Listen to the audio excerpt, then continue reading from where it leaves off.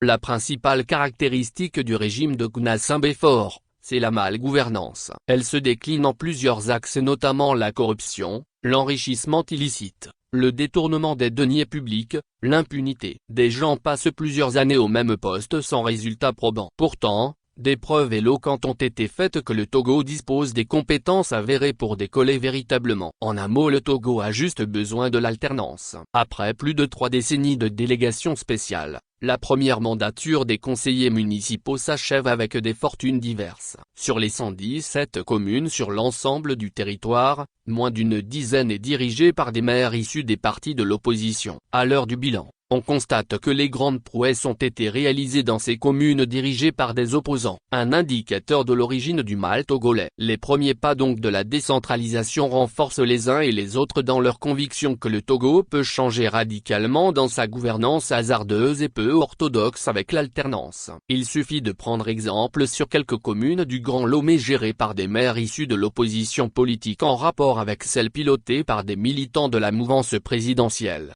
En moins de 6 ans de gestion dans le Golfe 4 du maire Jean-Pierre Fabre par exemple, on évoque plusieurs réalisations, notamment la construction d'un bloc de maternité, de bâtiments scolaires, l'éclairage public de plusieurs artères, l'acquisition des immeubles, de matériel roulant dont dégradé, Caterpillar, camions bennes taiseuses.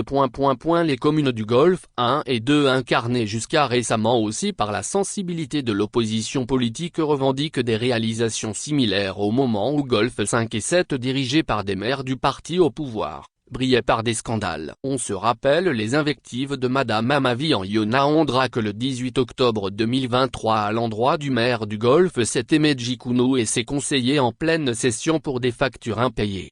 Le conseil municipal, après avoir reconnu l'ardoise, a indiqué avoir payé une partie et entrepris des démarches auprès du gouvernement en vue de trouver une solution idoine à ce problème. Peu avant, c'était le maire Kossi Aboka du Golfe 5 qui avait demandé mi-avril 2022 de geler les indemnités de l'exécutif. J'ai demandé au trésorier de ne plus payer les indemnités aux maires, ses adjoints et au président des différentes commissions parce que nous n'avons pas l'argent pour fonctionner. Le trésorier l'a fait et il est ici pour témoigner. Ce qu'on appelle indemnité n'est pas importante pour nous et nous ne sommes pas là pour ça mais pour le développement de la commune. Notre caisse est vide. Il n'y a même d'argent pour le carburant. D'autres petites communes à l'intérieur du pays à l'image de Vaud 3 et Yoto 3 pilotées par des maires de l'opposition revendiquent aussi un bilan fort appréciable surtout en matière d'acquisition de matériel roulant comme des camions dégradés. Tout ceci devient un patrimoine de l'État peu importe les résultats des prochaines élections. On a souvenance que plus de 2 décennies de délégation spéciale à la tête du Grand Lomé,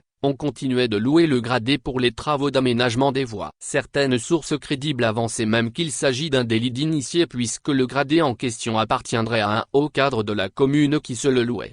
Certes, certaines communes notamment Lac1, Cloto 1, Ogouin dirigées par des maires du parti au pouvoir ont aussi fait des réalisations fort appréciables, mais ils sont infimes dans le lot de plus de la centaine de maires de la mouvance présidentielle. Paradoxalement, les candidats du parti au pouvoir sont déjà à fond pour, disent-ils, rafler toutes les communes malgré les résultats peu reluisants tout comme leur patron à la tête du Togo.